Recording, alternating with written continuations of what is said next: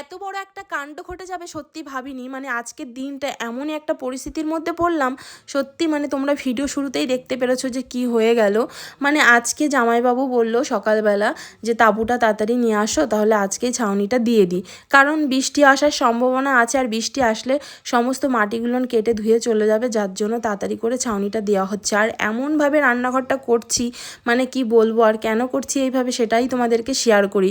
এখন হাতে যেহেতু খুবই টাকা পয়সা শর্ট, যার জন্য এইভাবে আমাকে রান্নাঘরটা করতে হচ্ছে। আর আমি ভেবেছিলাম যে একটা রান্নাঘর করব, একদমই খোলামেলা থাকবে, কিন্তু উপরের ছাউনিটা সুন্দর করে দেব।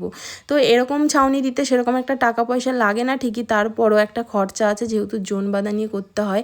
আর আমার ননদ জামাই যেইটুকু পারে সেইটুকু দেখো করে দিয়েছে, ঠিক আছে। তো আমি এর থেকে ভালো করে করতে গেলে হয়তো জোন টোন নিতে হতো, যার জন্য তাকে টাকা পয়সাও দিতে হতো। এক দিন কাজ করে যাবে, তাকে আমাকে 600 টাকা দিতে হবে।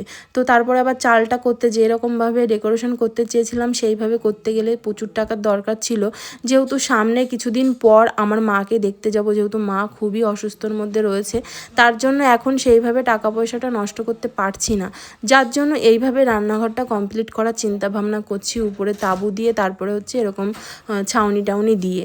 তো এইদিকে দেখো আজকে জামাইবাবু সকালবেলা বলল যে তাঁবু আজকে নিয়ে আসো, তাহলে উপরে ছাউনিটা আজকে দিয়ে দিই, না হলে বৃষ্টি আসবে।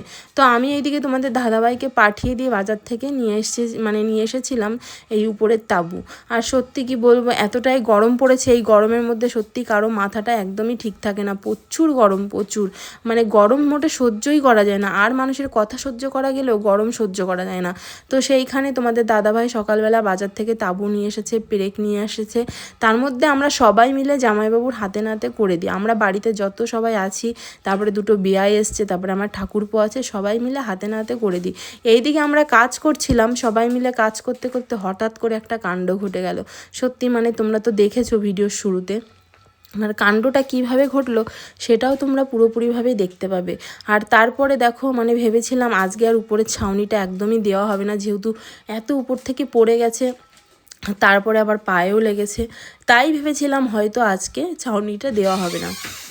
কিন্তু তার মধ্যে আর কি বলবো, তারপরে অনেকটা টাইম ধরে এই কাজটা কমপ্লিট করার পরে তারপরে হচ্ছে কাজটা পুরোপুরিভাবে কমপ্লিট হলো আর কি।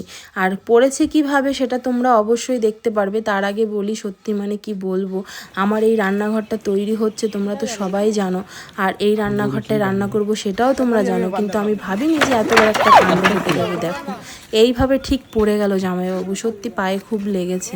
আমি সত্যি স্বপ্নে ভাবতে পারিনি যে আজকে এত বড় একটা কাণ্ড ঘটে যাবে আমাদের সঙ্গে, খুব কষ্ট।